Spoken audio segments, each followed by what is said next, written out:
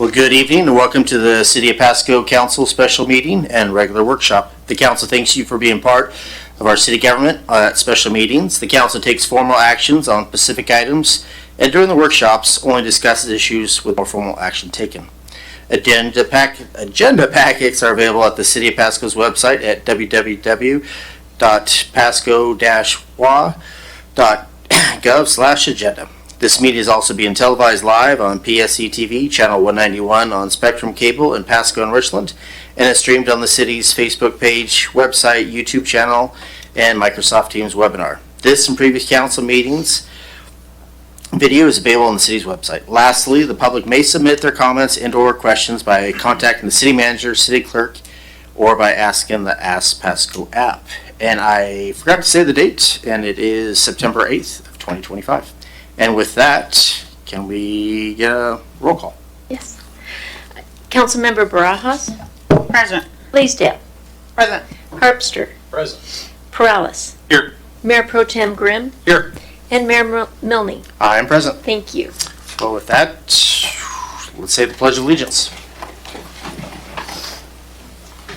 I pledge allegiance to the flag of the United States of America and to the republic for which it stands, one nation, under God, indivisible, with liberty and justice for all. All right, well, with that, we are moving right along. We are now on 4, so we are going to move into exec session, and it looks like we're going to need, I thought I saw somewhere 20 minutes. Is that what we're still looking at? All right, so we should be back at 7:22. See you then.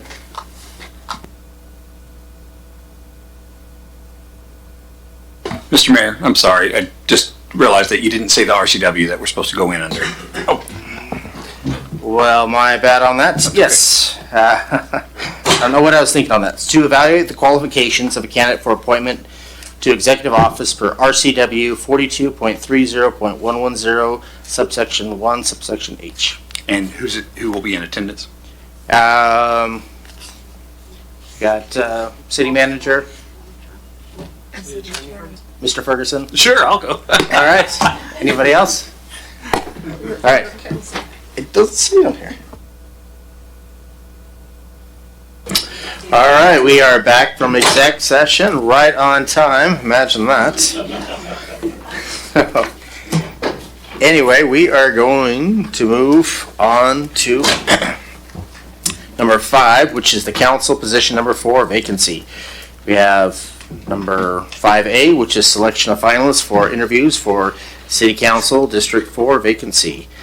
I think we're still waiting on Harold Stewart.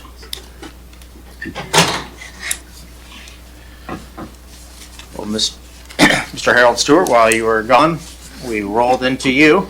So if you'd like to say anything before we have our discussion or whatever.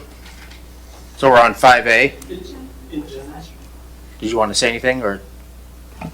Am I on now? Okay.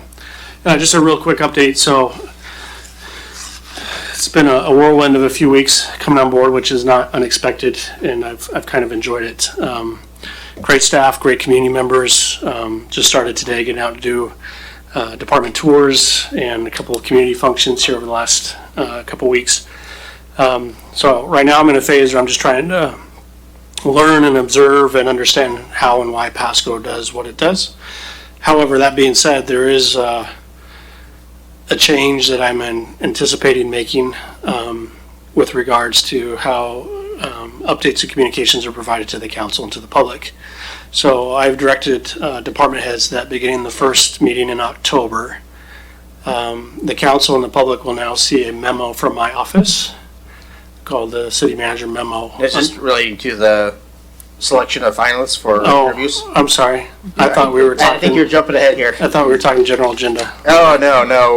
It says, on 5, it says council position number 4, vacancy, selection of finalists for interviews for City Council District 4 vacancy. And I didn't know if you wanted to have any words before we got a motion. I don't. I appreciate all that have applied and been interested in serving the city of Pasco and the community. At this point, the council has discussed a lot of the qualifications and those kinds of things. So at this point, It would be fitting for there to be a motion of who the council would like to invite to interview. I believe the plan is to interview them at the next week's regular council meeting and a special meeting, and then have them appointed immediately so they can take the seat on the dais with the council during the regular meeting. I also have the questions that council would like to ask, so I will work with staff and have those ready for your meeting next week as well. Apologize for the tangent. All right, well, I appreciate that. I appreciate your words. So do we have anybody that would like to give a motion? Mayor Pro Tem Grimm.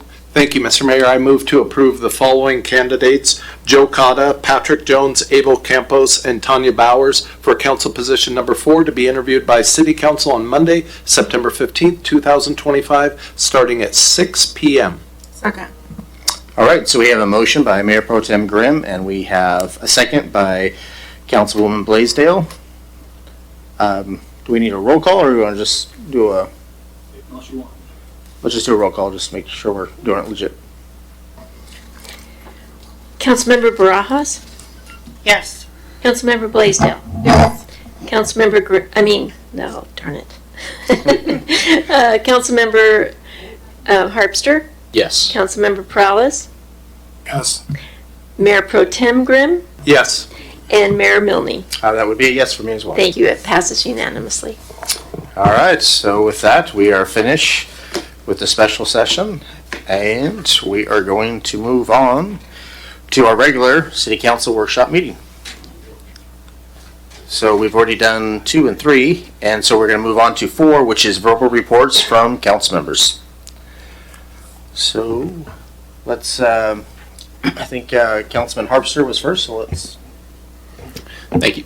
Been a couple weeks, but I did attend the Employee Appreciation Barbecue that was held here 2 or 3 weeks ago, and always enjoy that, getting a chance to talk with folks who work here at the city. And shortly after that, a few days later, attended Trideck board meeting and continued discussion over the Hanford Area Economic Investment Fund, HAFEC for short, and then continued discussion regarding what we feel is complete and total overreach by Department of Fish and Wildlife to request mitigation for shrub step, especially in areas inside UGAs that are designated for development. And Rep. Connors is working on that at the state level. We started with some questions from her that were sent to Fish and Wildlife. Their responses were very vague, and so she's going to go to work on that next session next year and see what progress they can make to that end. Also discussed ecology permitting practices at the Hanford site that continue to drive up costs and continue to lengthen the duration of the cleanup, which of course is already well over schedule and well over budget. More discussion on that. And then tomorrow morning, 9 a.m., Trideck is hosting Donuts and Development at the Bechtel Boardroom at Visit Tri-Cities. Discussion tomorrow, they started this series, I think spring this year. The discussion tomorrow will be on the Tri-Cities housing market, and that will be featuring April Connors, Matt Heyer from Tri-Cities Association of Realtors, and Jeff Losey from the Home Builders Association. And then finally today attended promotion ceremony for Benton County Prosecutor's Office, which was attended by several elected officials, all of them from the other side of the river. But they did promote 3 attorneys to the roles of Chief Deputy Criminal, Assistant Chief Deputy Criminal, and Assistant Chief Deputy Civil. And that's all I got. Thanks. All right, well, thank you for that informative report. I appreciate it. We're just going to move down the way here, so let's go with Councilwoman Barajas.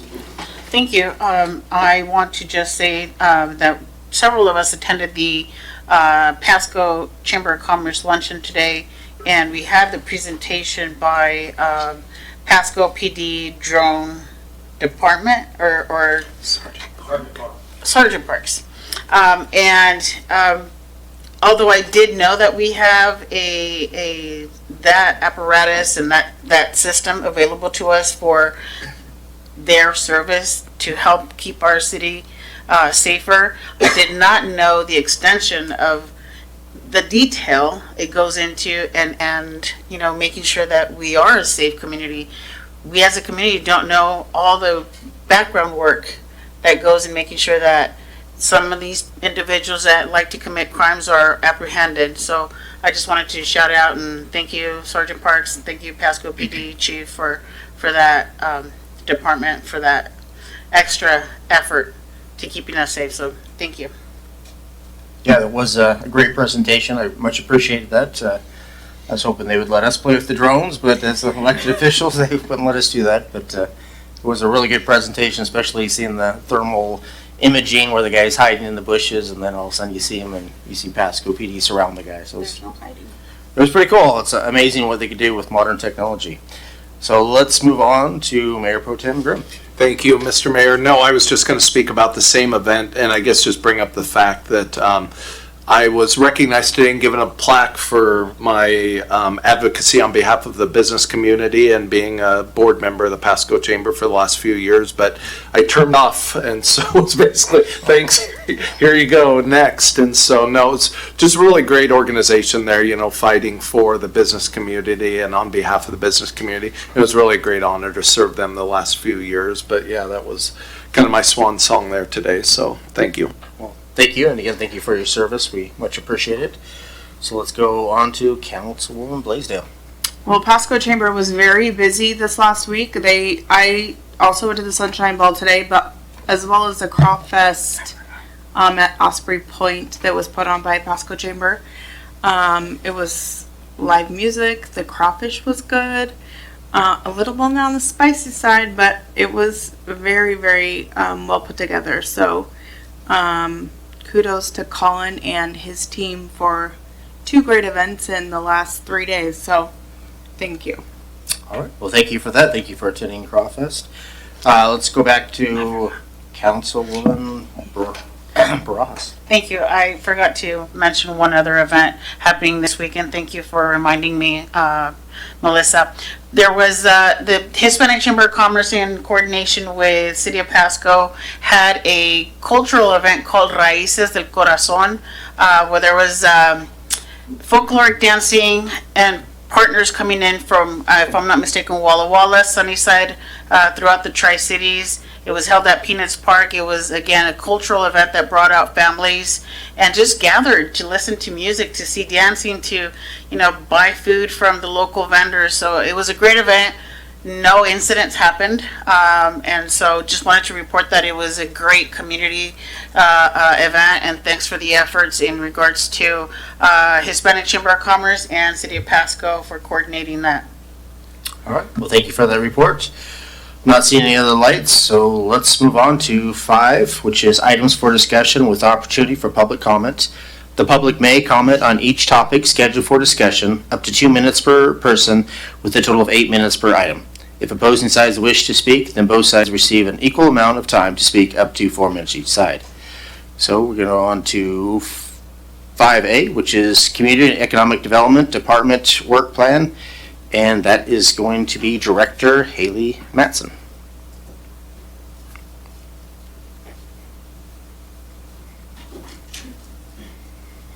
Thank you, Mayor. Good evening, Council. I am very pleased to present the Community and Economic Development Work Plan to the group tonight. And tonight's format is going to be a presentation, and I'll stop at certain points and ask if you have questions, since there's a lot of data to go through.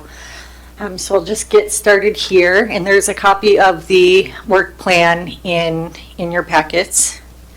And the work plan was assembled based on feedback from City Council, from the City Manager's Office, from staff and applicants and state regulations. So I've been collecting this the last few months, and I've put it all in one place with some anticipated deadlines for the work plan. And this is for the Community and Economic Development Department.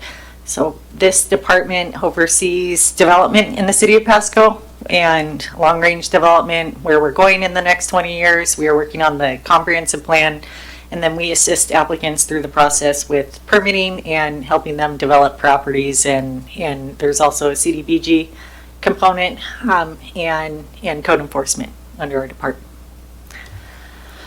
And I'm happy for any input on these mission and vision statements. The department did not have this previously, and this is the first draft of it. So if council has input, happy to hear it either now or if you'd like to shoot us emails after this with ideas. I think it can be shortened a bit, but we have a vision statement for the department and then a mission statement as well for the department. And what we're after is delivering transparent customer service to the community, that is the public, the residents, and our applicants in the department, and make the experience as good as we can.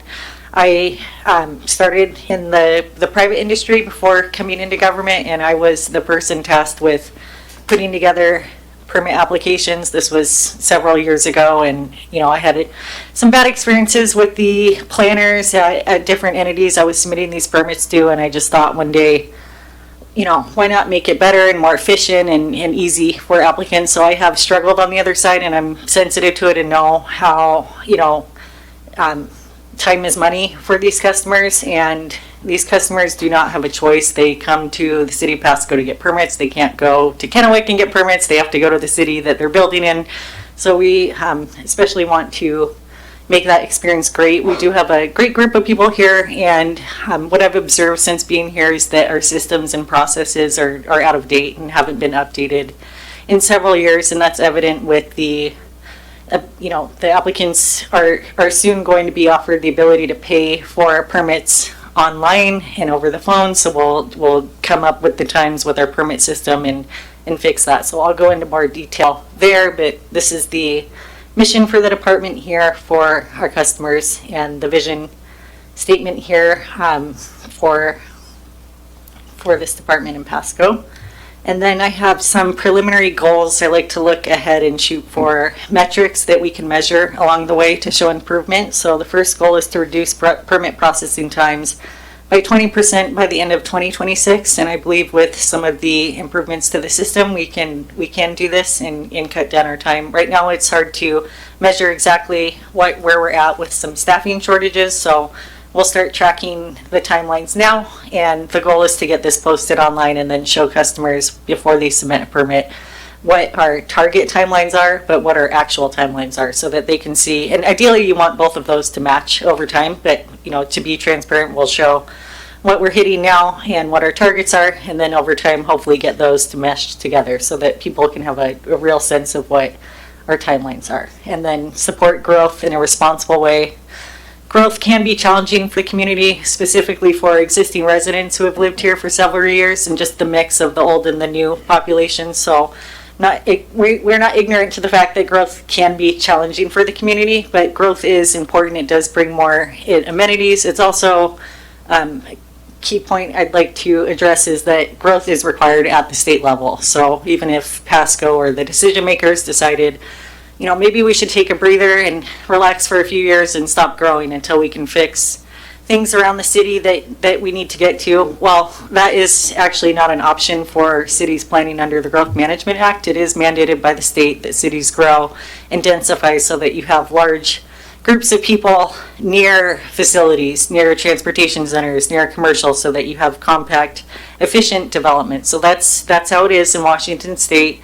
And all cities are required to go, and Pasco is not unique to this requirement. We do have allocated growth numbers from the state, and we are required to accommodate that growth. So going into the policy improvements, the work plan here is divided into two sections. So the first part of the work plan covers the policy and legislative items, and I have listed these generally in order of priority for now. And to start, the work plan is listed here. My plan was to run this by City Council, get input, and then we are holding a developers forum in October at the Home Builders Association facility. We are going to go there for a lunch and share our plan with the development community and applicants and get their input and just show them, a lot of things that have been requested by applicants are built into the plan, and we'll prioritize as we can get to it. So the first item in here, legislative changes from 2023 to 2025, and legislative changes in this sense refers to the state House bills, Senate bills that have gone through that cities are required to address. And the state has really picked up speed in the land use arena over the last few years. So the last time the city went through its comprehensive plan update, it was more straightforward. It was, here's your growth figures, please plan to accommodate these new houses and this new population coming into town. And that was fairly straightforward process. Since that time, the state has been working toward providing more housing options throughout the state. So a lot of these legislative changes that are listed here have to do with middle housing, being more flexible with middle housing options, accessory dwelling units, lot splitting is also in there. So more creative ways to allow for people to own their homes in ways that previously weren't available to customers. And climate change initiatives, that's a big one that's coming through, and we'll have more to share with the group on this when we go through the comprehensive plan update. And then, yeah, mostly housing options, and then reducing parking in any way available for middle housing or accessory dwelling units. So the first list has 16 items that need to be looked into by staff that haven't been looked into prior to 2025. So some of these may be overdue, and we do have a list, which is a good starting place. So when we have the resources, we'll be able to go through and hopefully do a couple of these, similar topics at the same time and bring forward these code changes. And I did want to point out that this list, so for pre-2025, there's 16 items.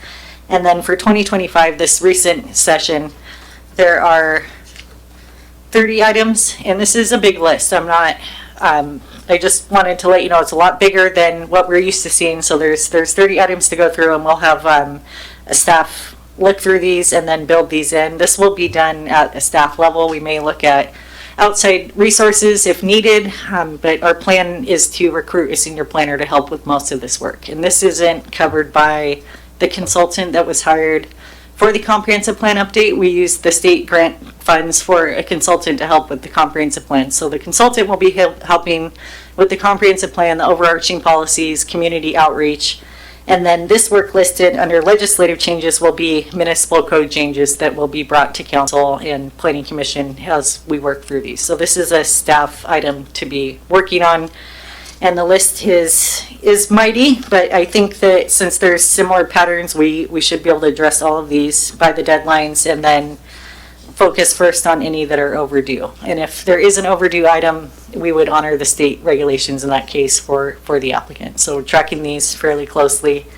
I'm going to pause there since this is a big list. If anybody has any questions about the state legislative changes. I'm not seeing any lights, but I did have a question. Like, when I read through these the other day, when it talks about, like, say, for instance, 6 residential driveway parking, House Bill 1061 allows residential parking owners to park vehicles across their driveways if permitted by local ordinance and resolutions. I mean, if it's your own driveway, can't you park wherever you want? Or, I mean, I don't understand how this is going to help Pasco, or, I mean, what was the whole point of that? I mean, that just seems kind of...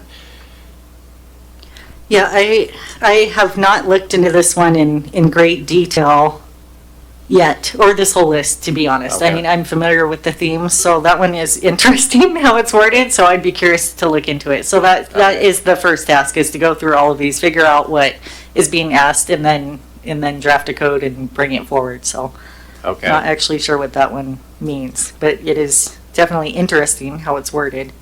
Yeah, there's a couple other ones that were, I don't know, they just seemed odd to me, but again, I don't want to get into the weeds on this. I guess we got a lot going on, so Yep. I guess if I have other issues, like, again, the child care zoning, I mean, I don't know, some of it just seemed, I don't know, really ticky-tacky, but I'm not seeing any lights, so I guess, I guess we do have one with Councilman Perales. Yeah, I mentioned this before, and it has to do more with BFCOG, but we don't have a building code board of appeals that's current right now. It's aside from this. I mean, you're talking more about planning, but you do oversee the building department. So I think we should be driving that. At one point, I believe the city of Pasco was administering, or a big part of that appeals board. So if someone has a problem with their building and they have an issue with the building official, they could go towards that board to find a resolution. We don't have that. It's not currently happening. So on a list that I created a long time ago, a lot of this stuff, almost everything is on this work plan, except that piece. And I can add that to the work plan. I'm not sure how Pasco does it currently. Like most cities either have a board of appeals for building code matters and it's like an elected 3 people, one with Right. architectural background and whatnot. A lot of cities have shifted from that in recent years and have gone to the hearing examiner to handle building code appeals and land use appeals.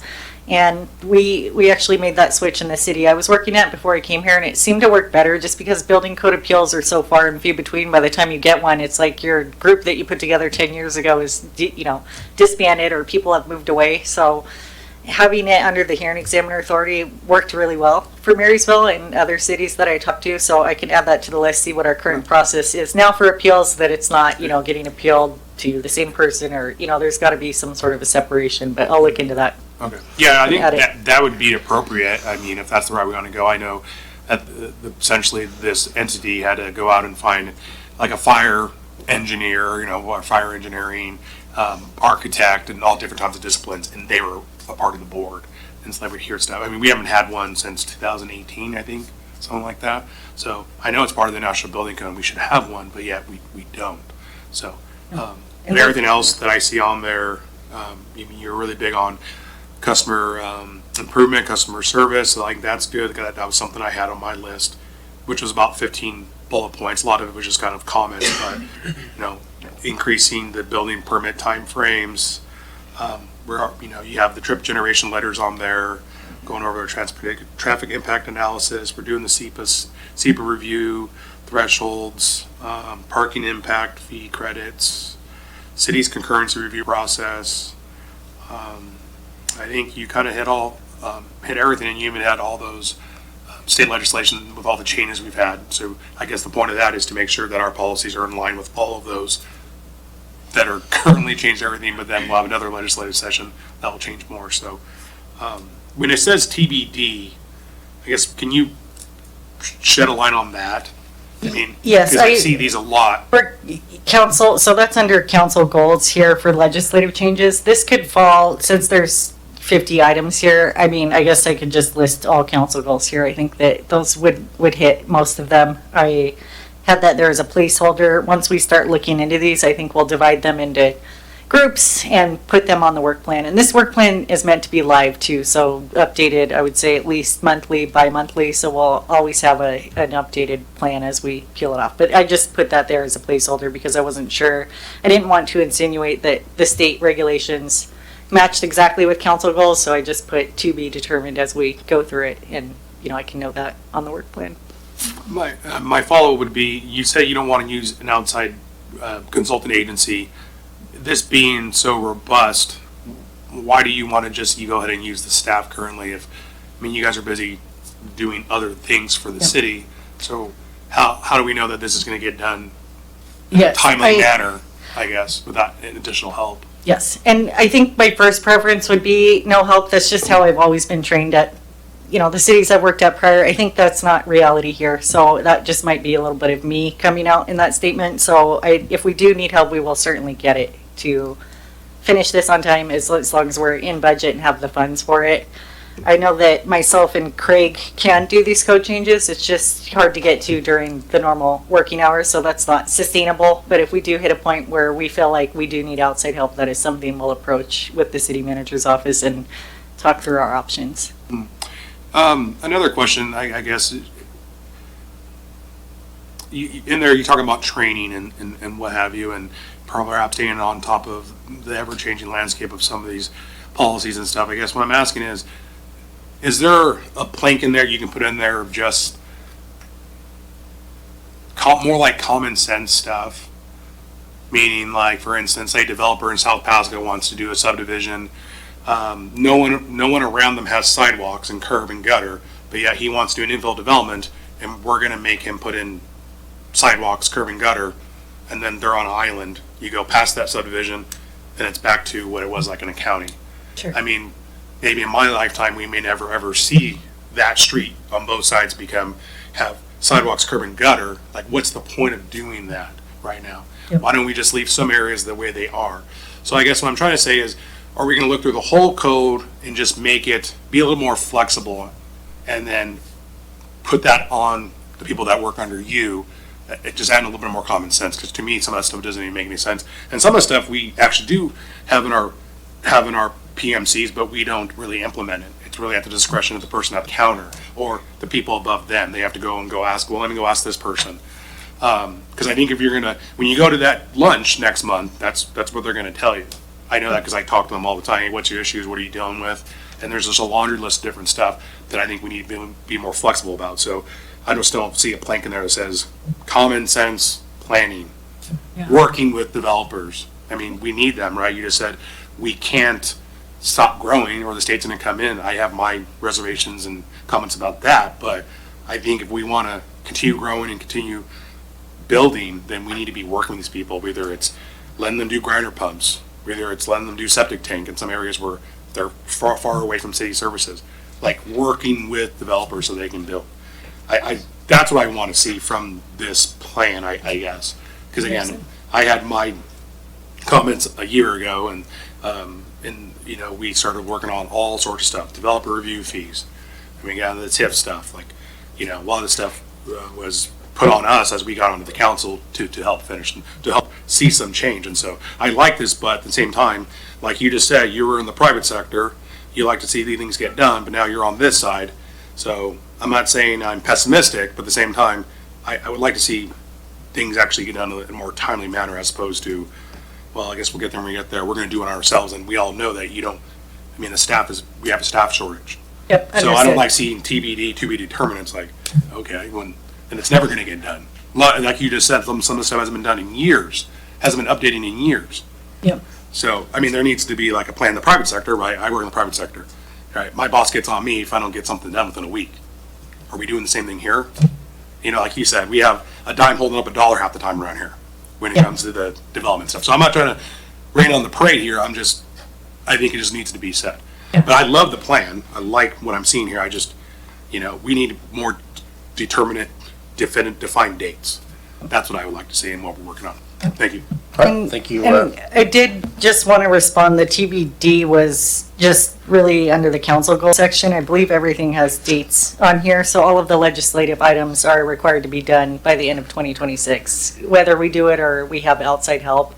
And then just on your comment about training, I think that I know that our staff has common sense. They're all fully capable. They're working with codes that just haven't been updated, so I wouldn't really necessarily say that we're not using common sense. We're just using codes that are extremely hard to use in some cases. I was working on the SEPA threshold changes a few days ago and noticed there was a code reference from like 1938 or something in the code. So there's just, you know, it's not as easy. I have heard that from applicants too. Why can't staff just use common sense? And I appreciate that, but at the same time, it's not them, it's the codes. So the code does say you have to put in these sidewalks in these remote areas. That is an item that's on the work plan, by the way, to look into more to see where we can use common sense, but the code has to be a common sense approach for staff to be able to use it correctly, or else, you know, they are coming to the director for interpretations each time, and ideally, you have the codes so clear that you don't need that. Right now, we need that with most of the codes we're using outside of the new TIF program adopted. So I would say it's not so much as a staff issue. I think that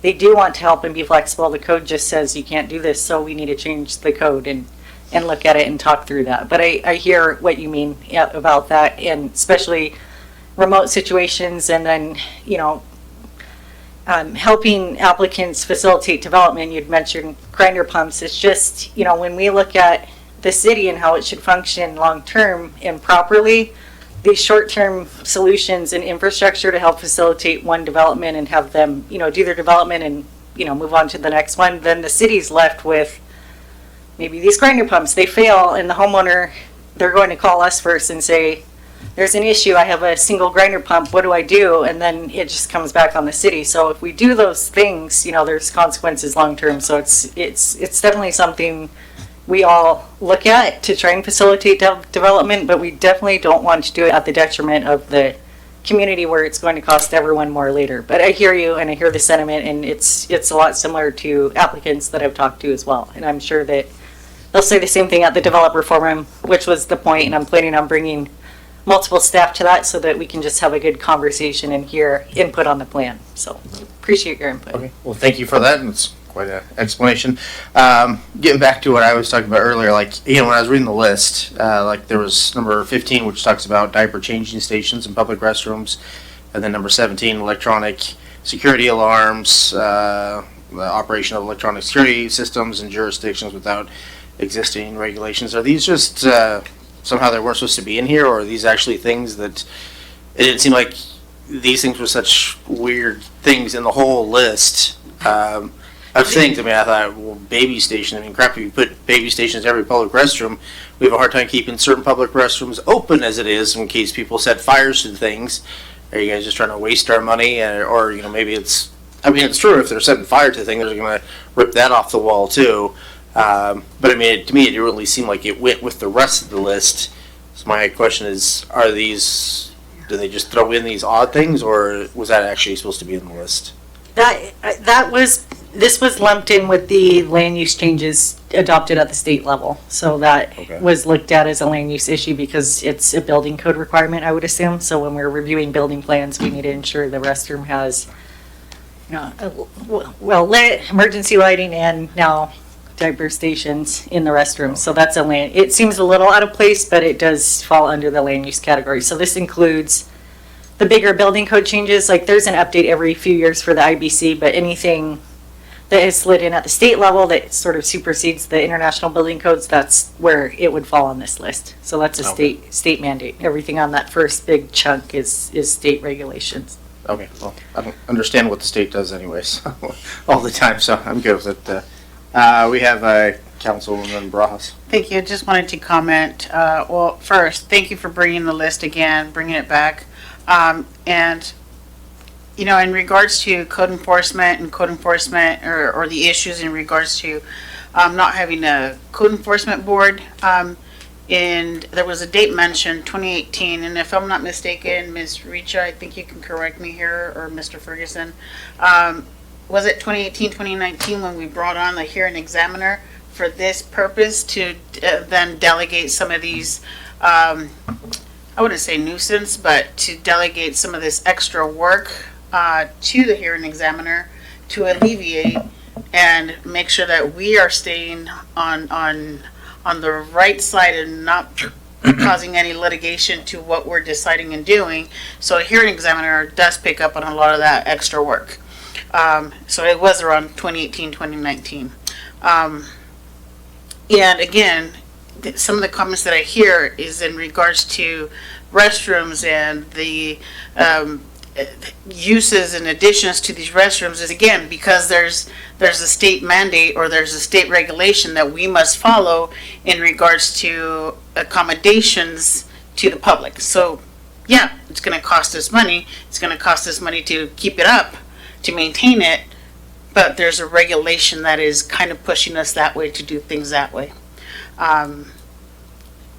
So correct, it was 2018, 2019. So yeah, this is the hearing examiner system that the city implemented to go away from mainly the planning commission for specific quasi judicial matters. That was the main role there. So, but the particular issue that a lot of folks are talking about, and we can come back with a more in-depth briefing, but essentially the issue that Mr. Prowse was bringing up with regard to building code interpretation. So that is currently in our code as well as the two other cities' code to be delegated to the BF-COG. They're supposed to put that board together with some folks, and so they're the ones who have to take that lead. We would need to take that out of the code. The concern with that, it's still an open question what the other two cities want to do as well. It's been something that hasn't been a hot topic because, quite frankly, as Ms. Mattson pointed out, it doesn't get used very often. And then conversely, it also doesn't do what a lot of people think it's going to do, which is it doesn't interpret city code, it interprets the building code. And that is, those are two different things. And so people want, there has been a group of people who wanted to reconstitute that board to interpretate, or for this separate board to interpret your municipal code, which is not what it would do. It would interpret the building code, which is a much different thing. So anyway, we can get into what the unique aspect of that particular topic is and look at it, but it hasn't been something that BFCOG and or the other two cities have really been in a hurry to go after, and so it hasn't really gotten a lot of traction. But happy to work on it. Thank you very much. So all in all, Ms. Now Matson. Yeah, if it officially changed my name up, but I'm working on it. So I just want to say thank you for updating this list. I know it's a work in progress. It's a live document and it's constantly being looked at and checked into. So again, thank you and your team. Thank you. So I'll just keep going Keep going? through, Okay. and I'll pick up the pace a little bit here.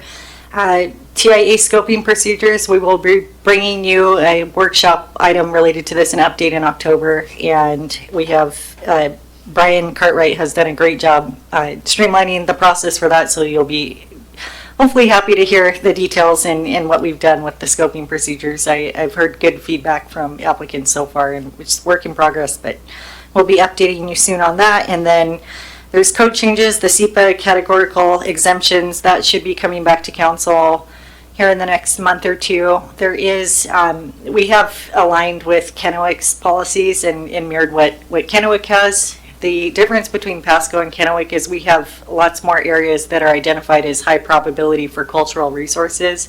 And so Kennewick has listed that as still requiring a SEPA, and Pasco will be too, doing that. So there will be SEPAs required for cultural review. I am working on a phase 2 of that where we can hopefully take SEPA out altogether for those reviews and do that administratively. That will likely require an MOU with the tribes and will be a lengthy process to go through. So first phase will be matching what Kennewick has, and then we'll just keep chipping away at the SEPA regulations. So that's moving along.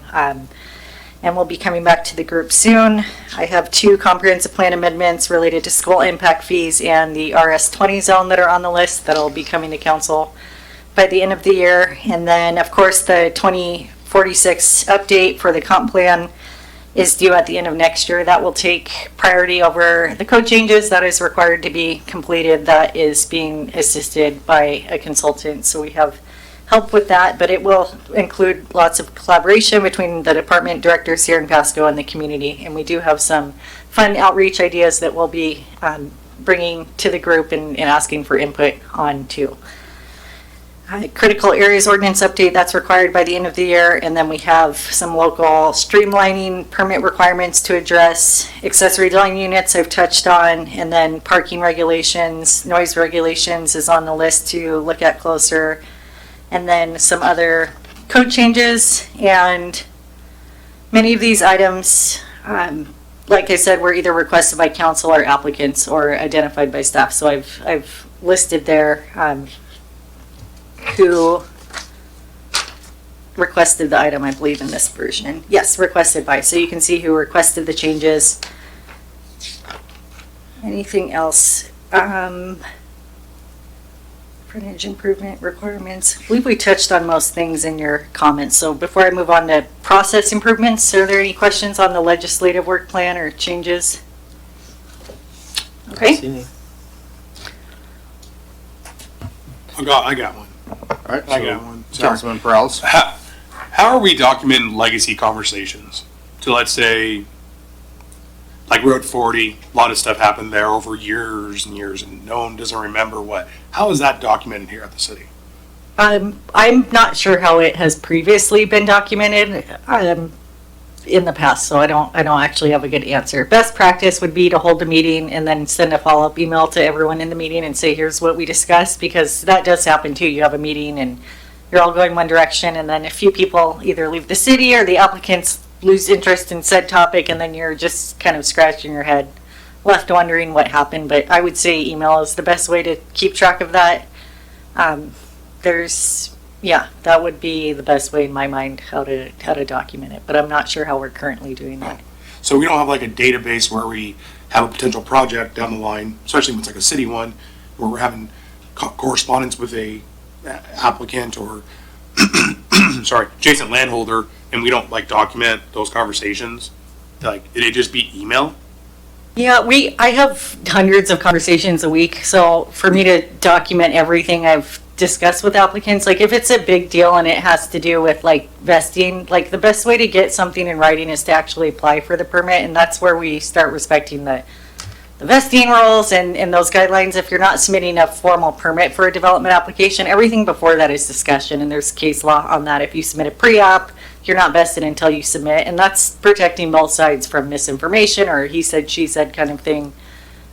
So I would say if it's an issue, we can look into documenting it, but I do, I mean, some of us have meetings 8 to 5 all day, every day, so I don't think tracking every meeting is the best use of time, but if it's a bigger discussion, I think it is good to put together a memo, like I would do that. Right.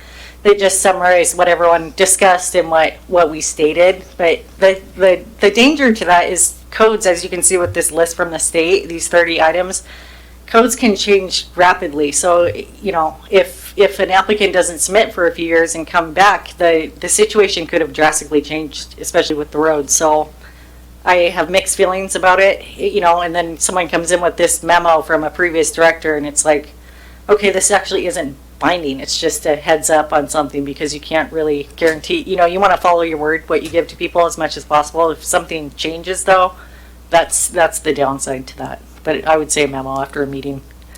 Save it to the file. Thank you.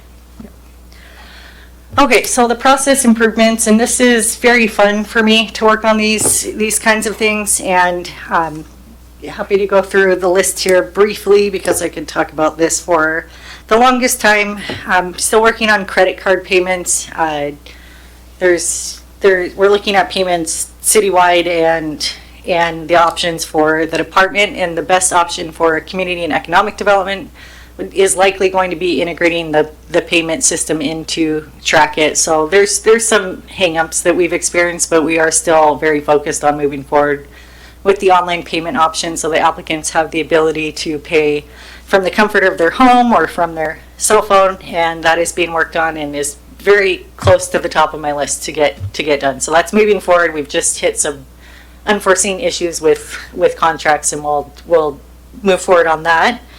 And then developer forum, I touched on that. That's in October, and I'm hoping to establish a more routine check-in with the HBA if they are up for it. I did meet with the HBA in the last city I was at quarterly, just over Zoom. So people, if they had issues, they just log into that meeting and share them. And so we were able to communicate with them. So we'll start with the first developer forum and then go from there. We have a development map online that hasn't been updated in a few years, but my idea is to get it linked on the front page of the community development site so that anybody in the city or anybody anywhere can log on to our website and see where the current projects are around town, and there'll be details on number of units, square footage, and then eventually I'd love to link it to the project documents so people can just click on the map and go straight to the publicly available submittal materials so that they can cruise through it and then ask staff if they have questions. I've seen that done before and it's very helpful, and working on that. So the first phase of the map, which will just show the project location and details, will be in the next month or two. And then when we figure out what we're doing with our file system and how we can make some of the files public, we'll link it to the map. So that'll happen, I would say, next year sometime, but we'll have the first version out here in the next few months on our page so you can see what is being developed around town all in one location. And then we'd like to establish a customer service survey that's linked on all of staff's emails. So when they're interacting with customers, we can see our progress with customer service over time. Right now I'm expecting, not 100% customer service feedback, not necessarily based on the staff, it's just our systems in place are a bit clunky. So I would imagine we'd get better feedback over time as we can fix the systems in the department, and that's just one way to measure our customer service numbers and share back with as a measurement. And then I have a fee study on here where we would be looking at fees to cover the cost of staff. I just have it on here as a place item for when we're ready to discuss that. But a fee study, I've just noticed the fees we're charging are very low and not covering a fraction of the staff cost at this point for development. And a fee study can be used to cover full cost or a portion of the cost depending on the policy direction there on that.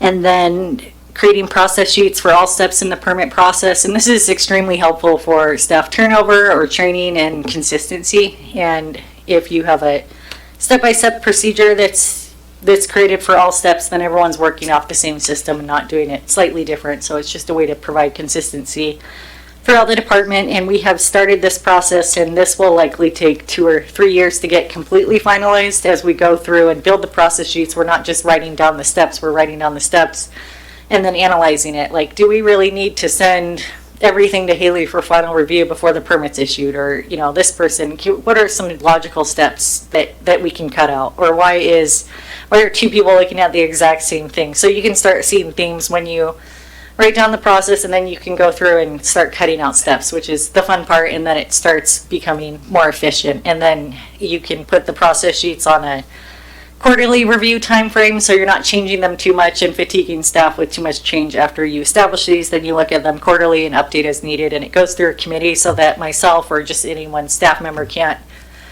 walk up to the process sheet and rewrite it and do something different. It just needs to go through a little mini process internally to change it. So I've done that in the past. It's worked really great. That's on the list. And then just updating our permit system to become current with the times and allow for applicants to log in online, apply for their permits online, pay for their permits online, receive their permits online. So we still would love to see customers come in and say hello to us in person, but when we did a similar fix in a similar sized city that I worked at before, the customers just stopped coming in altogether, and it sort of freaked us out, but they were really happy with the change and they were able to apply online, and it went really well. So still would love to see people in person, but also allow for an option online to be ideally as easy as shopping on Amazon or, you know, fun things that you like to do online. We want permits to be fun, or at least, you know, just easy to do and follow. And we do have a staff person hired to help with this and fix the system, and we're moving forward on that.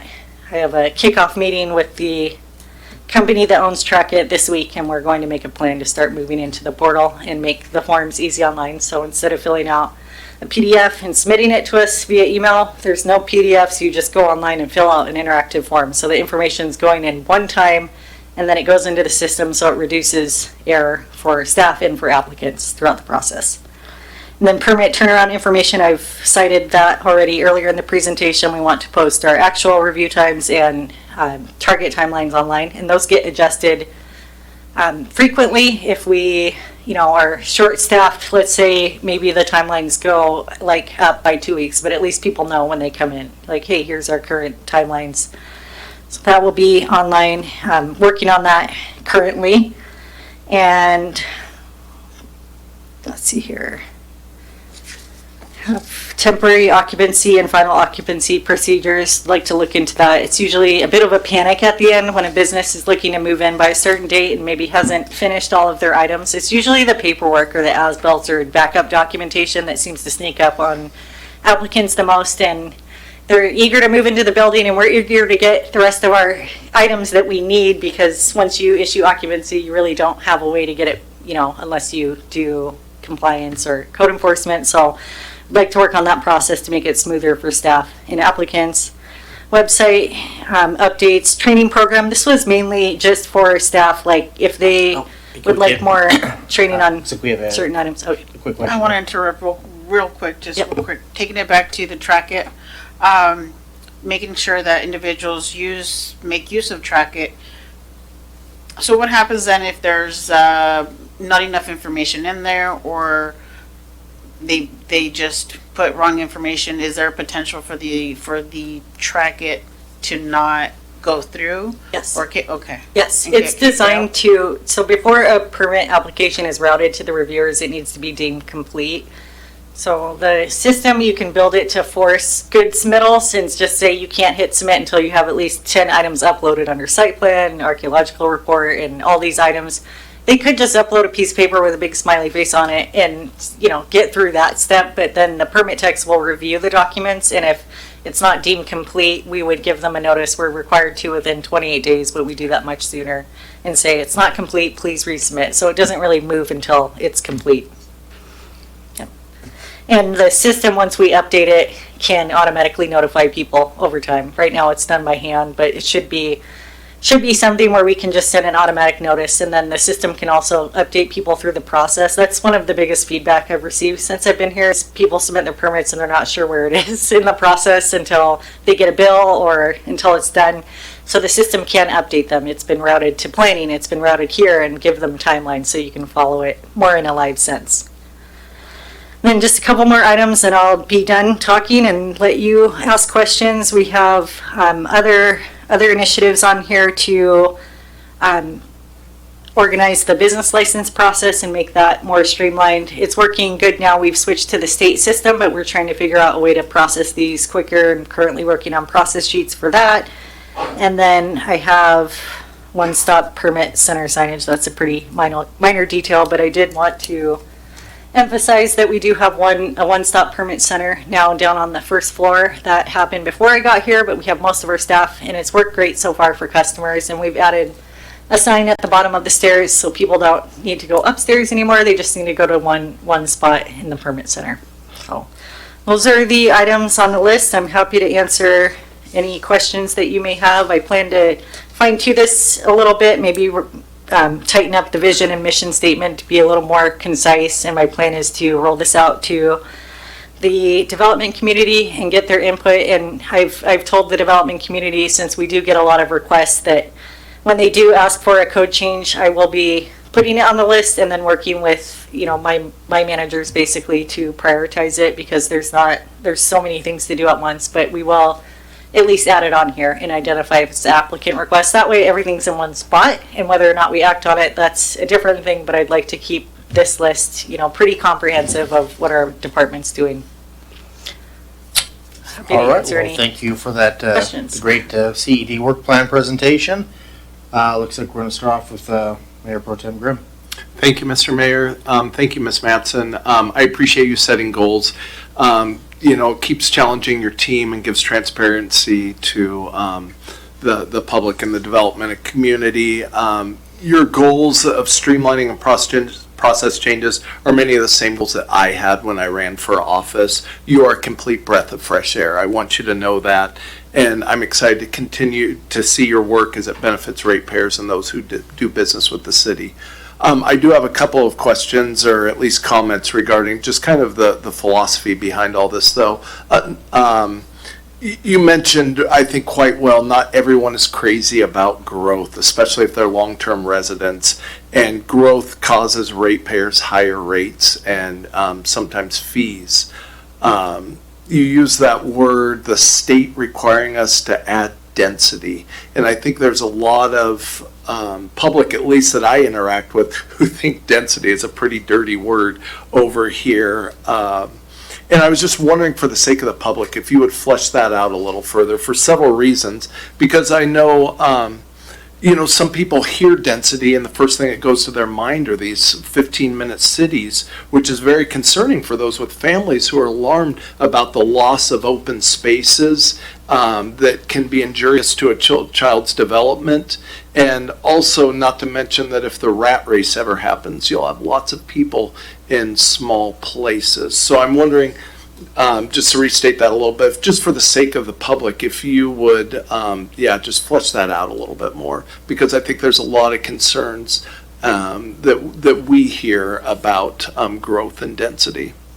Thank you. And we will be sharing that message, as long as everyone's okay with that message, with the community during the comp plan outreach, and just explain that it is a requirement, because we do hear that a lot. And I don't want to speak for council, but when we do present about growth, we always add in, this is a state mandate, because people say, well, can't you just slow down if you wanted to? And we can't. So it's just not, it's out of our hands, and the state is not slowing down on these statewide mandates related to zoning for cities, so I don't see it slowing down anytime soon. But yes. Can I ask just a little follow-up on that? Are we unique in that way, or is this other states? Do you know, and I don't mean to put you on the spot, are we at like one end of the spectrum where we have, like extreme growth? We are all the way, we are on one side of the spectrum, and probably the most progressive state with land use regulations that I've seen. I would say close second would be California, maybe third is Oregon, Okay, But and I really Washington's very appreciate that. progressive, like the middle housing stipulation that middle housing is required on all residential lots in the state, basically. That's a very forward progressive requirement, and I believe there are other states looking at Washington to sort of mirror that are also in housing crisis. The state has said, we have a housing shortage of 300,000 units, so their solution to it was mandating that all cities allow middle housing everywhere. So yeah, Washington is definitely ahead of the pack, the leader of these initiatives that I've seen. Thank you so much for expressing that, because really one of my guiding principles of government is, that of subsidiarity, which is government at the most local level possible. I think we are going to make the best decisions for Pasco, and I think it's really beneficial for the public to know, the only way of fixing this is for our voter turnout to be higher than 30% in statewide elections, and really just change Olympia is kind of what I'm hearing from you. Yeah, based on your question, the growth, the mandates here are at the state, and it's definitely unique compared to other states. So, Okay. yes. And I think it's worth, just mentioning again for the sake of the public, and I know it was in your notes there or whatever, but just some of the wins that we've already had that you brought up as far as some of the deregulation of permits and fees of common home improvement projects like re-roofing, re-siding, fences shorter than 7 feet and the retaining walls shorter than 4 feet, I believe. And that's just a huge win for the city of Pasco. And I know Deputy City Manager Sigdell kind of started a lot of this in the interim, but I really appreciate you taking it and running with it. And again, I'm excited to see where you go with all this. So thank you so much. Well, thank you for that, Mayor Pro Tem Grimm. Let's go with Councilman Harpster. Thank you for the presentation. Similar to Mr. Grimm's comments, appreciate in the 4 or 5, 6 months you've been here, you've come up with this work plan, which tells me, and I hope the rest of us, that you understand the work that needs to be done. And one thing I definitely appreciate is the switch to track it and developer forums and things like that. One part I wanted to mention that, again, Mr. Grimm brought up was, the work plan was divided into 2 parts. In part 1, I like how you put, requested by those applicant or council or whatever. There's 37 total changes or requests or mandates from the state compared to 4 from council. And so those lead to, as you mentioned, wait times. And so what I hope folks listening or watching understand is there may be extended waiting periods for permits to be processed. And a lot of that would be, our state and all their magnificent wisdom creating 37 different regulations or laws or things that we need to implement. Not to mention then staff's own initiatives, council's initiatives. And so that's just, I think sometimes the sentiment is they're just so slow because, for whatever reason, but to some extent there's a good reason because the department's so busy with other things. And then one thing that I would maybe recommend adding to the work plan, not to totally shoot hole my last argument, but in 2023, that council passed residential design standards update, which allowed a lot of the housing that we're now seeing going in north of Burns Road and smaller lots, more opportunities for more folks to be able to purchase a home. Some of those updates, though, that have been in place for 2.5 years now, have presented some issues. One example that I know of is in 21-20-010, there's a sentence that states that streets, alleys, and bikeways shall be designed to provide continuous, efficient, economical travel ways, including pedestrian and bicycle travel, and create a safe and pleasant environment. So continuous and safe. And in some instances, that's been interpreted to mean that every single road in Pasco from its existing terminus will be continued in a straight manner to the urban growth boundary. And the council at the time, staff at the time, wanted a grid system. I think what some folks would rather see is that language has been interpreted to basically prohibit T intersections.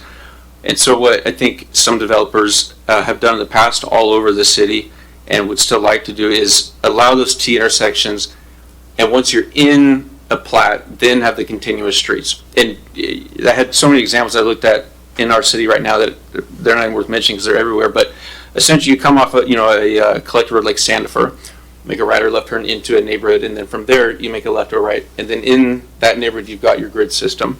And that, in some instances, could be safer. In other instances, maybe it is safer for the continuous roads. But some kind of a, hey, let's go back and look at this update that took place 2.5 years ago and see how it's working. Are there any other updates we need to make? Do we need to peel back portions of the code that maybe were implemented? Just sort of a, how is it going? Check-in. And then 2 more comments. I think this plan could be helpful to have on the department's website. May prohibit people from calling and complaining about something if they see, oh, it's on the work plan, they're working on it. I'm sure people will still call and complain, but could be helpful. And then lastly, we keep talking about the state, and go figure, I love growth. But at the prosecutor's promotion ceremony today, one thing that all the attorneys kept bringing up was we can't control what the state does, but we can control how we work together in response. And so I think it's important that we recognize that, realize that, and just remember that, not to say Olympia is our collective enemy, but we are all not each other's enemy. Staff, council, developers, we can all work together to continue to make this a great place to live and develop. So, thanks. All right, thank you with that. I'm not seeing any other council questions or comments, so do we have a public comment? Anybody from the audience that would like to comment on this? Going once, going twice, going 3 times. Well, thank you, Director Mattson, and I really appreciate it. Yep, thank you. All right, well, let's move on to number 5B, which is adjustment of utility tax rate for city-owned utilities. And we are going to go with our Deputy City Manager, Regis Siddell. Thank you, Mayor, and evening council. Today, what you have in front of you is a discussion on utility tax rates for city-owned utilities. Overall, for within state of Washington, next slide. Oh, thank you. Within state of Washington, a maximum tax rate for utility services like electric, gas, steam, telephone services, and water, sewer, solid waste can be at 6%, unless additional amount is voted in by taxpayers or the residents of the city. And I apologize, I made a mistake. Only for electric, gas, steam, and telephone services, it can be up to 6%. And anything additional to that needs to be voted in by people. There are other utilities beside those categories, like water, sewer, and solid waste, that have no limit, and they can be councilmanic in nature. So, for example, the city provides utilities like water and sewer, reuse facility, irrigation, and all of those can be taxed at any rate that the council finds feasible. At this time, all of our, I'm going to go right here, all of our tax rates, the utility tax rates for the utilities are 8.5%, and you will see that some of the utilities that I mentioned who are capped to 6%, you'll see 8.5% here, like telephone and electric, and that is because the city of Pasco residents at one point voted in to increase that tax by 2.5%, making it an 8.5% tax rate. The city of Pasco, as I mentioned, has the water and sewer, irrigation, and stormwater. Additionally, we contract with basin disposal for our solid waste. Today, we're here to talk about the utility tax overall in context of need for more revenues, as we are looking at a budget deficit for our general fund, and also inflation and all of the impacts that we've experienced in the last 5 years, and how we provide services while we're facing some of those challenges.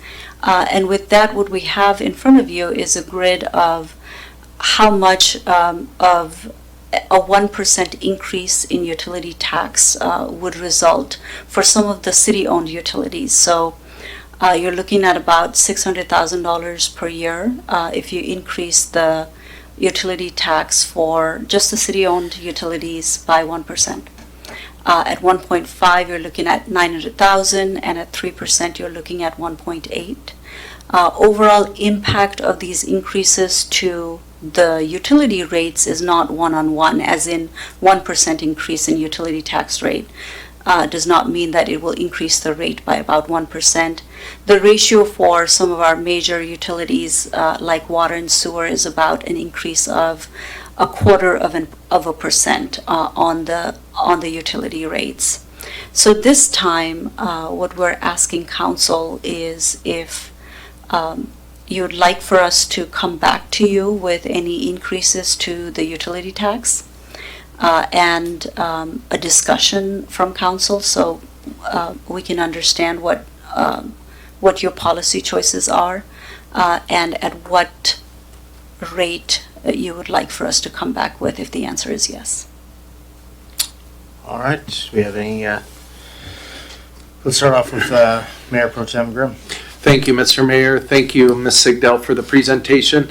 I guess just if not today, maybe if you do come back at some point, I think the citizens, and I know everybody's kind of feeling the pinch of inflation and some of those other pressures you were talking about, but could you be a little bit more specific as far as what the need is? I think that would be, perhaps easier for the public to digest rather than just saying that the general fund, could use the money. Is there, because I think we all, it's kind of like when we give to a fundraiser, we like to know what it's specifically going for. And I think just having that as part of the discussion would help the public a lot. Absolutely. You're looking at about $5.5–6 million per year annually for this biennium. Deficit, so essentially expenses over revenues in operational cost. And general fund is a fund that usually is used for what people view local government, the services that local government provides, like police and fire, permitting, even though permitting has its own revenues, parks and recreation, city manager's office, things like that. So that's what it funds.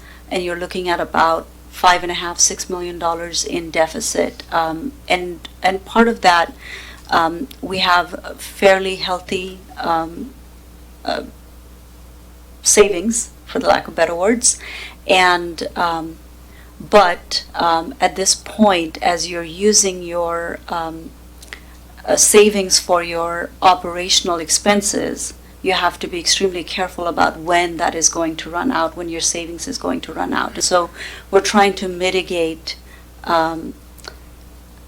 using up all of our savings and ensuring that we have a sustainable budget and sustainable services that we can provide to the community. Thank you. Two more questions. One, do these funds have to be used, are they utility specific, or can we put more cops on the road with them, for instance? There is no restrictions to these funds. It can be used for any general fund purposes, which would be police, fire, anything that council chooses to use it for.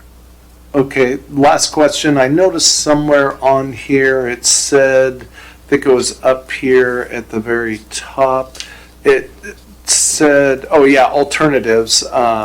Council could choose not to increase the utility tax rate and direct staff to find other revenue sources or reduce expenses to reduce the current general fund deficit. What would those be? What are those other options? There's plenty of options. I don't think any of them are easy. So one is increasing property taxes, so that would require levy lid lift, which would need to be voted in by people. Increasing fees for, like Director Mattson just mentioned. Once we do a full fee review, if you choose that 100% of the permitting activity needs to be supported by the permit ratepayers, then that lessens the burden just a little bit, not a huge amount. You can increase utility tax, you can decrease services overall. So some of the things that our fire department looks at is service time or call times. There's a specific word for it. Response time, thank you. There's a certain service level that you are promising to the community that would need to be reduced. And what that means is essentially maybe instead of 7-minute response time, you're looking at 8 minutes, 9 minutes, 10 minutes. There's many ways of reducing expenses by reducing services. And in terms of revenues, there's just as many, but not as palatable as well. Okay, and I guess, I guess it's also worth mentioning, I think we have several unfilled positions of public safety already, don't we, on police and fire, that just are really kind of that way mostly because of budget constraints, is that correct? That is correct. We have about 8 positions in public safety and another 19 positions from general fund overall that are vacant for this biennium. And so that, to be frank, is another service level reduction in a sense, because those people would be able to serve the community if those positions were filled. Thank you, and I know, yes, that eyes have also been on overtime and other things like that, so anyways, thank you, Ms. Sigdell. Mr. Mayor, that's all the questions for now. Okay, so Mayor Pro Tem Grimm, did you have a druthers on this? Did you just, council's asking for, or the staff's looking for feedback? What is your opinion on this, since you went first? Boy. I would actually, I'm not known to be a man of few words, but I would like to digest this a little more myself first, Mr. Mayor. Okay, Thank you. Okay, granted on that. Let's go with Councilman Harpster. Thank you. Yeah, I hate to say it, but I mean, I'd be in favor of the 1.5% increase for all the reasons that were stated previously and in the staff report. This, would bring in nearly, if we go to 1.5%, bring in nearly $1 million in additional revenue, and going with the 1.5 versus 3, as mentioned in the staff report, doesn't overburden ratepayers. And then the fact that there's a legitimate need, it's not like we'd be doing this to, do cosmetic updates in this room. I don't even, it would just be closing the gap, a little bit, not all the way, but getting us there a little bit more. Knowing that we've been having and will continue to have lengthy discussions over increasing revenue and also decreasing expenses, that's another key part that we need to keep talking about. I'd be in favor of that. If we were looking at not decreasing any expenses, this would be harder to swallow, but since we're looking for options on both sides, it's a little easier to, for me to tell my constituents, yeah, it's going up 1.5%, and here's things we're cutting from the budget to help on that side as well. So I get that tax increases are never fun and they're not popular, but the reality is I think it's very necessary in this situation. Thanks. All right, well, thank you for your opinion. I do appreciate it, Councilman Harpster. Let's go to Councilman Perales. Thank you, Mayor. I'll be brief. I would just like to know what exactly, I know you said this money would go towards general fund stuff, but I've gotten a lot of phone calls in the last few days, and almost every phone call I got from residents in my district they were telling me, don't vote for this. Don't vote for the Transportation Benefit District as well. We want to see this money go towards something of value. You always talk about value-added services, projects. What exactly is this money going to go? I mean, they want to know the specifics. I'm like, those are very, very good questions. And I would just like to know, what are we looking at to do with this additional revenue? I mean, obviously, this wouldn't, a year from now, if we were to implement this, then we would see roughly that amount, right? So it'd be like next year we get this money. So, just more specifics and what we're cutting and really looking at some of those other options that you talked about. Have we looked at everything? We've talked about the Mid-Columbia Library annexation, a levy lid lift, Transportation Benefit District. What are all the things? And it makes sense because when you get to the next general fund monthly report, it looks like we're going to look to get an additional $1.5 million because we're that much in the red and we're foreseeing that. So it makes sense, but I just have a hard time. I want to be able to look at people in the eye and tell them this money went towards this that I know. So as of right now, I would be a no for this. So thank you. Okay, well, thank you for that. Let's jump on over to Councilwoman Barajas. Thank you. I'd like to add that Well, I agree with Councilman Harvster's points. We have been discussing this, and if we're supposed to give some sort of guidance to our staff,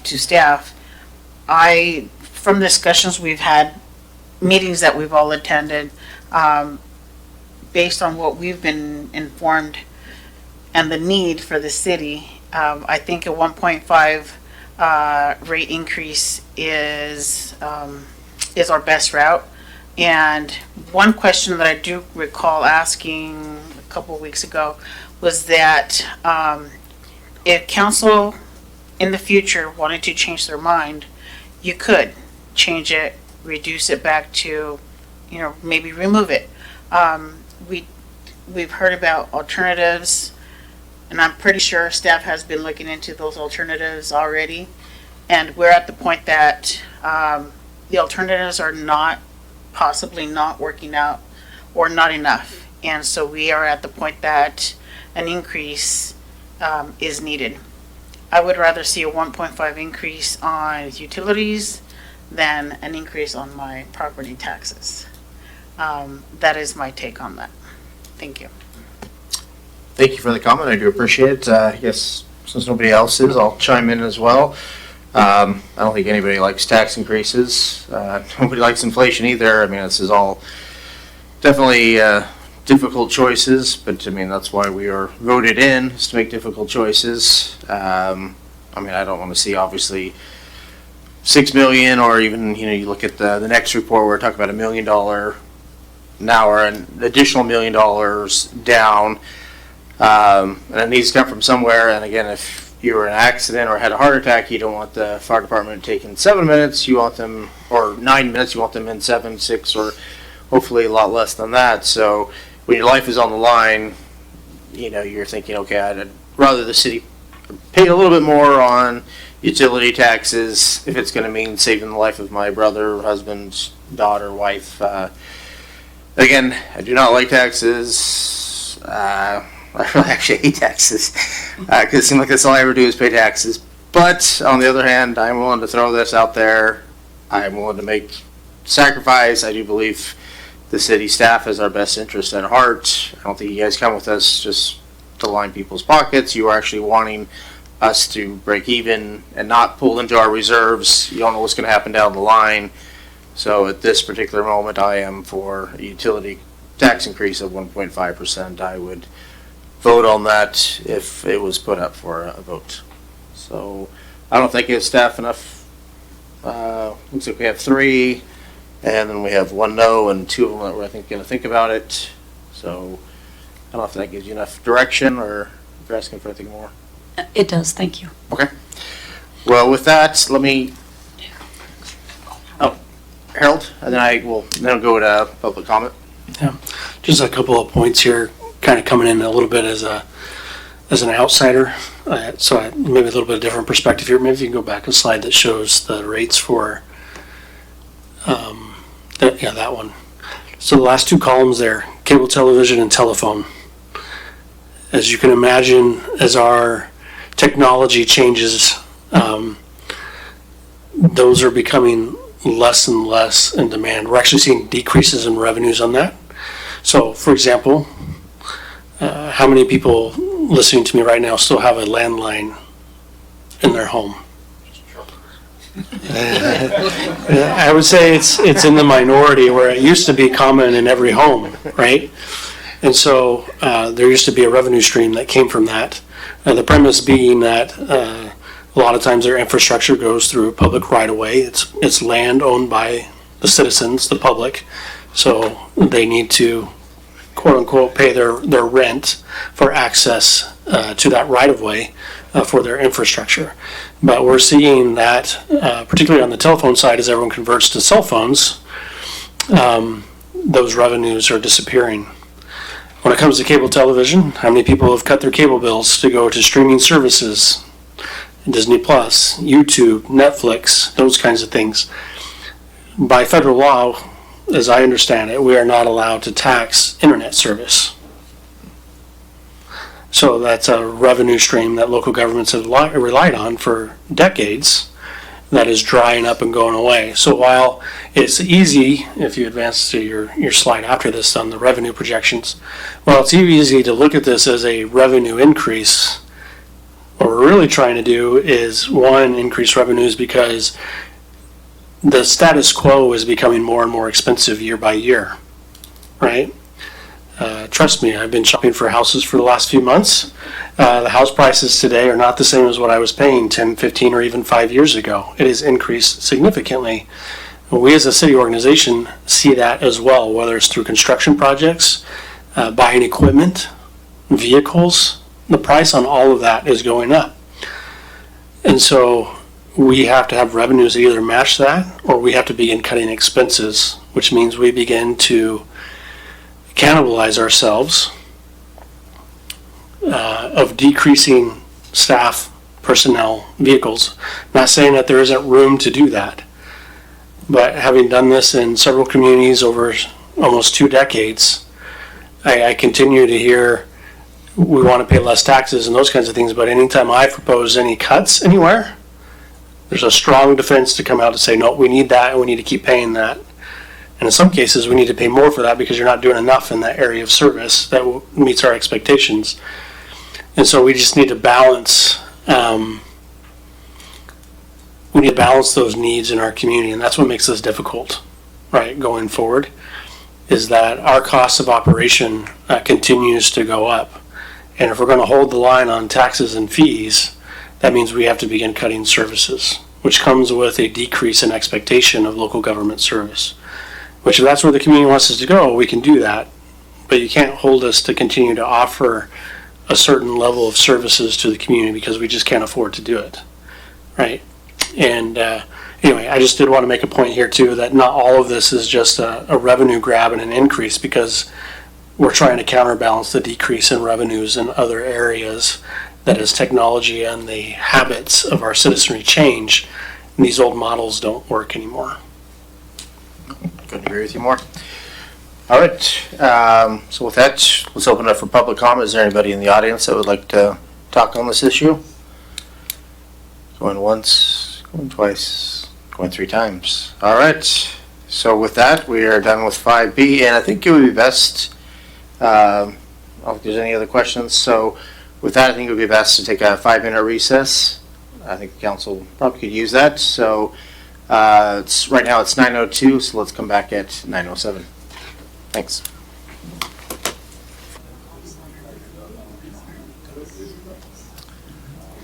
All right, it is 9:07. Are we ready to resume this meeting?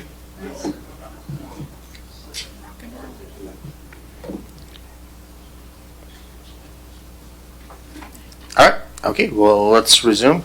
So we're going to jump to 5C, the General Fund Monthly Report for July 2025, and we got Interim Director Garcia. Good evening, Council.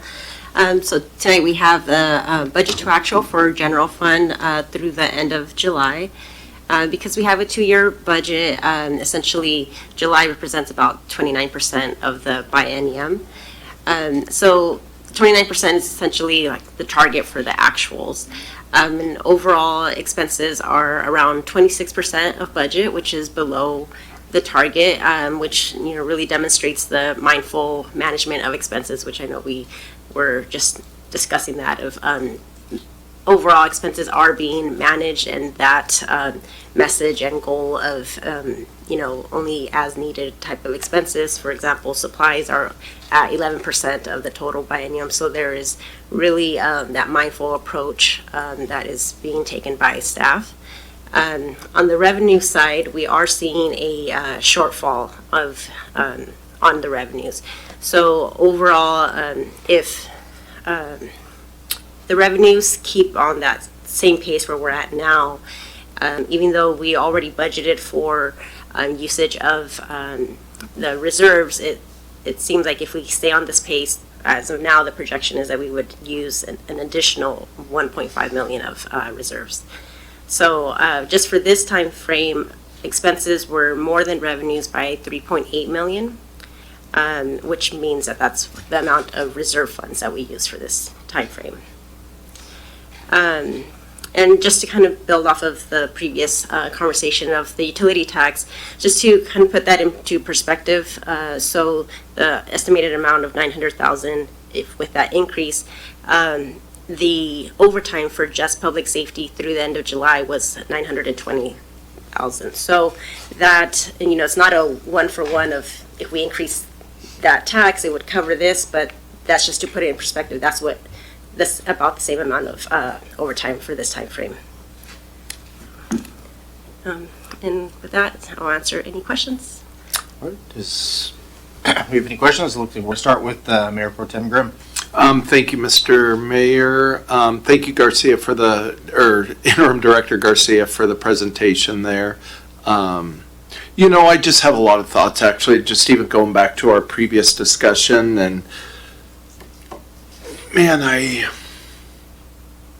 in part of it, we are in a tough spot here in Pasco. We have, I believe it's about 30 or 40% more land than Kennewick. We have about 30 or 40% more population than the city of Richland.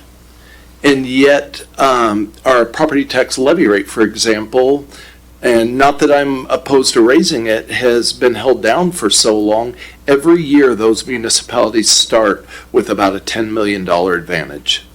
And yet, it costs the same to do all of our public utility work over here. If we don't pay our officers and our firemen and women a competitive rate, I mean, they just go across the river. And so these are really, really hard decisions we have to make, not only for the retention of employees, but just for the vitality of our city and for the future of our city. And so these, whether it be a rate increase or a tax increase or a fee, I mean, I know there are a lot of people living on fixed incomes where, it's easy just to think, well, man, it's just $10 and we all have to tighten our belt. And I know there are people making hard decisions about medication or meals or other things like that. And so, and I know none of us are being flippant about that. I know we all take it seriously. And on the other hand, we shouldn't be just raising rates just so we can match our neighbors across the creek. By no means should we be doing that. But I agree, as staff has said so many times, that Pasco's prided themselves on doing more with less, but, we can only do that for so long before we just, really have to look around. I noticed that, just looking through all this data, that overtime was, I think I saw 28%, year to date, but here we are, for public safety, we're in September, going to be October really soon. So here we are, almost 3/4 of the way through the year, and yet thank you, both of you chiefs in the audience, for just holding that down and helping, these hard decisions to be made a lot easier. And so, I think we really have some difficult decisions in days ahead as a council. Thank you for that, Mayor Pro Tem Grimm. I'm not seeing any other lights come on, so do we have any public comment on this issue? Going once, twice, 3 times. Well, okay, Interim Director Garcia, I guess you're off the hook. Thank you for that report. Let's jump to 5D, which is resolution change order number 4 for wastewater treatment plant phase 2A construction contract with Apollo, and we are going to go with Director Maria Serra. Good evening, Mayor and council members. We are presenting to you a change order. It's change order number 4 for wastewater treatment plant improvements phase 2A. This phase of improvements focuses on the solids treatment train for the facility, which deals with sludge and dewatering and thickening of those solids that then can be hauled off-site. The project is mostly complete. We've accomplished a lot of the bigger items in it, and portions of that facility are being turned over to operations team to be able to operate them and do the startup of those different components. As we've been doing this work, we have found a combination of a compilation of small items that need to be addressed, which all add up into what is this change order that has been presented to you.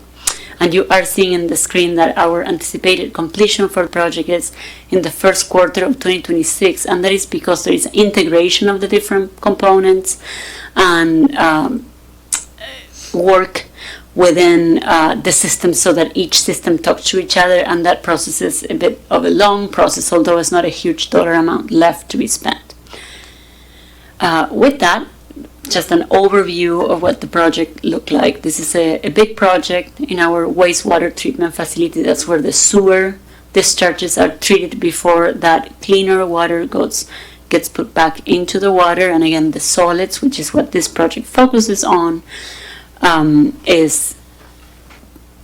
we remove all the liquid component, or as much as we can, off of it, and the solids are then hauled off-site. So the project was awarded to bid for just under $14 million. We had 3 change orders that added up to about $350,000, and the current change order proposed is for just over $314,000. Those components, they're here. These components are a combination of site improvements that were identified as work was being done, some mechanical needs that were, again, identified as we uncover issues with how pumps are functioning or how a system is talking to each other, or replacement of an outdated equipment to identify how dense that sludge is becoming. So there is a list of items in your packet that shows what all those components were and how much each of those could cost. Some of the work associated with this had to do with identifying where the problems were as we were doing work, and then some extended areas of work where we had to then come and resurface, for example, areas that had been kind of crumbled through the construction of the work. So this is, again, a series of items, $314,000. We do not have any other change orders in sight, although I know better than saying that there will be no change orders as a firm statement. But I'm happy to answer any questions you may have on this. Well, thank you for that update and the report. It's always good to see that there's still $4.5 million difference from what the engineer thought it was going to cost, so that's always good news. Does anybody on the council like to make a comment on this? All right, not see anything. Does anybody in the public like to make a comment, or once, twice, 3 times? All right, well, let's keep moving along here. So let's jump to 5E, Resolution Professional Services Agreement amending number 2 with RH2 Engineering Incorporated for design service for the process water reuse facility irrigation system farm upgrades project. And again, it's Maria Sarah, Director Maria Sarah. Good evening, Mayor and Council members again. In this case, we are bringing to you a proposed amendment to a professional services agreement with our design engineer, RH2 Engineering. This is for the project that will expand our land treatment system. As you know, our PWRF utility serves industrial processors. The way the system works is there is conveyance systems that come from each of our service areas into a treatment area. It's a plant where treatment occurs to a certain level, but final treatment and disposal actually happens as we land apply that pre-treated wastewater into farm fields that have engineered crop rotation. So that means the crops uptake nitrogen and other constituents. And as you've heard a lot from me, that facility has been expanded. So now this last phase of expansion involves that last component of treatment, which is the land itself. So allowing to incorporate 2 new locations for land application is critical to have compliance with Department of Ecology limits in our permit and be compliant with our engineering report, which shows how much land we need to not contaminate groundwater as we are land applying that pre-treated wastewater. So you're seeing in the screen 2 new parcels that we have already acquired as part of the phase 2 project, and we are proposing an extension or irrigation system to be able to get to those and land apply that wastewater. Okay, so this project has gone through a couple of iterations in the design needs. We had various engineering reports that have happened throughout the design process of the treatment plant itself. And so our design engineer has been working with us to try to fit the project within the budget. So the budget has also had some changes along the way, where we had bonded for the project for a certain amount, and then we were counting on some ecology low-interest loans to come forward. That low-interest loan from ecology has not been received, and so we had to tailor our scope to fit closer within our existing budget and look for other funding revenues to be able to make the project whole, as we absolutely need this land operational by the beginning of 2026. So this is a big overview of what we're doing. So the amendment itself with RH2 is to allow them to finalize those plans. We're shooting for a open bid advertisement date in October. So this is coming because work needs to happen this winter. And then the vast majority of this amendment really addresses their support throughout construction. So again, we are having the same company help us through the finishing the design, support us during the bidding, and then provide technical support during construction, which will happen within the next 6 to 8 months. And this amendment is for $306,744. Overall, we believe this project will be in the order of $13 million. So when you look at industry standard for cost of design and construction support, this is a very low estimate, which is a good sign. We are counting on their knowledge and expertise in this area. So with that, we recommend approval of this amendment, but I'm happy to address any questions you may have. All right, does any of the council have any questions for Director Maria Serra? Looks like we're going to start off with Mayor Pro Tem Grimm. Thank you, Mr. Mayor. Just one small question. That parcel up at the very top where we are adding there, it looks like it's kind of got a windshield wiper on it now. Is that going to be a full circle? Is that going to be converted to a full pivot? Are you going to move the center of that over, or just add another windshield wiper on the other side?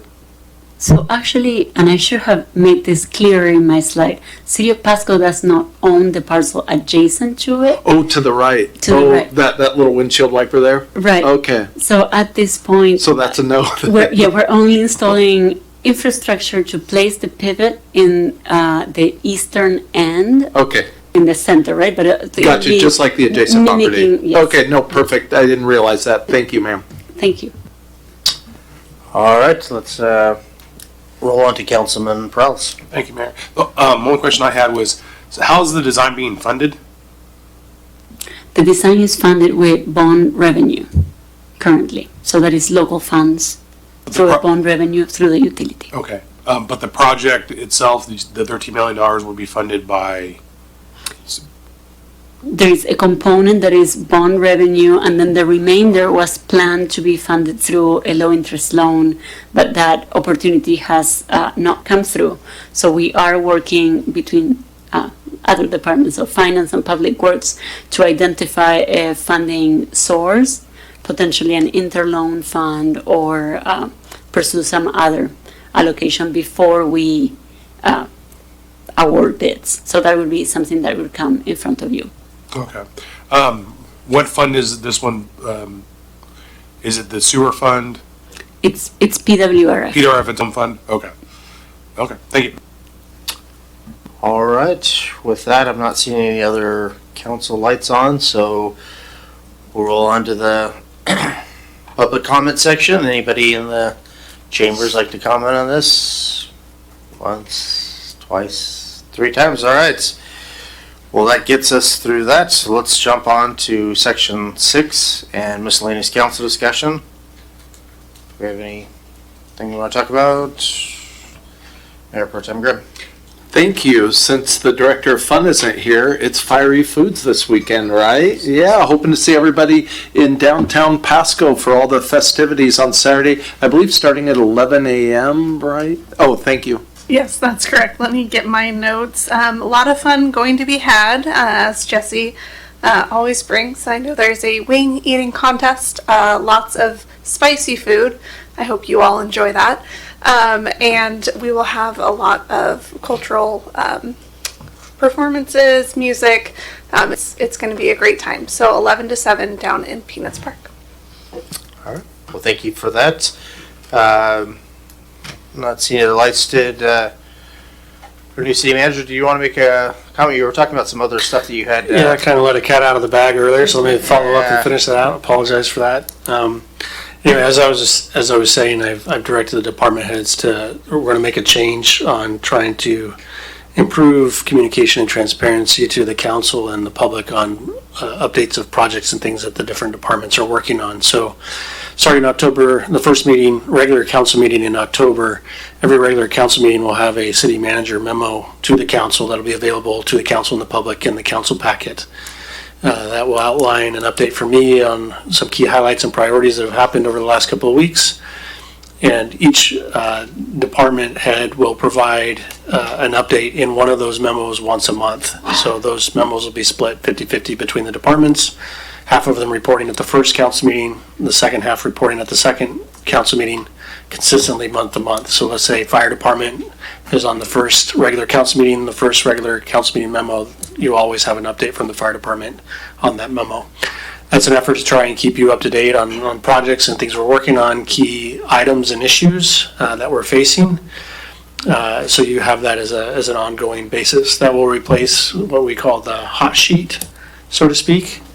But we do want to give you regular updates of what's going on, but try to do that in a way that balances our staff workload as well. And two is I just wanted to make it open and available to the public as well, that it's in the packet and any of the public can go read that memo and get an update of what's going on. If there's things that are not outlined in the memo that you would like to see, please let me know, and I will make sure that staff works on that to get that in there. It'll be a balance between regular projects versus just some generalized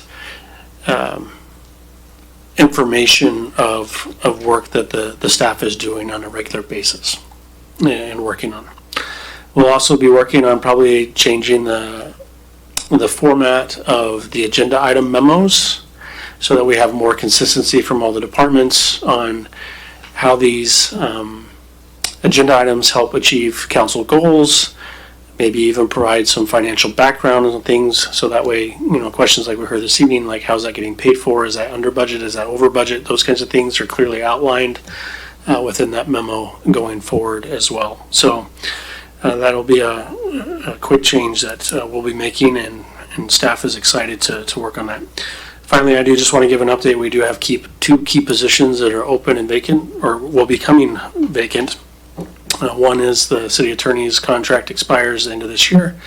So I've been meeting with our HR department and administrative staff to work on that. We will be looking at putting out an RFP for a potential city attorney contract to help meet the temporary needs. Well, at the same time, we'll be putting out, we'll be doing a professional recruitment for that position going forward that we'll be working on here over the next few weeks to get that started. And in addition, the finance director, we will likely be doing a recruitment for that process as well. And that'll be a key piece going forward too. So I just wanted you to know that we're working on those. Those aren't falling by the wayside.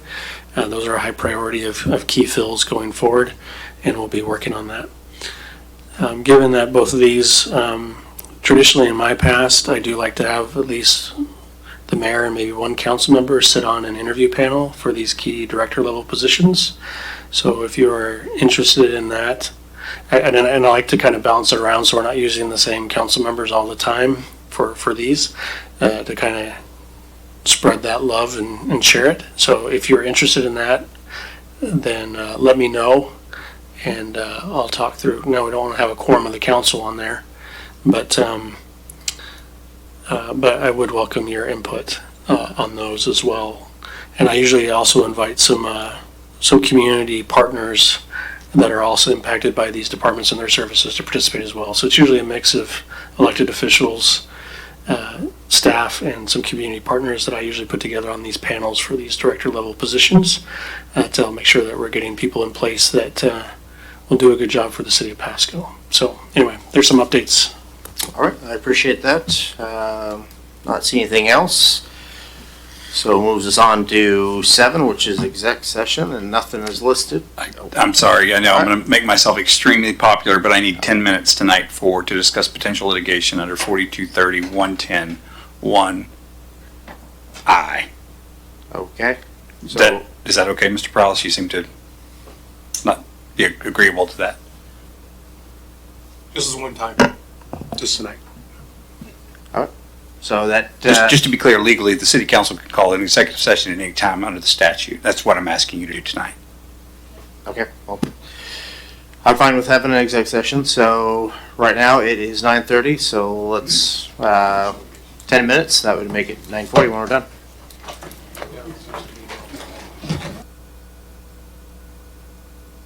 All right, well, it is now 9:50, and a great audience that is in the chambers here. They can all now decide to go home.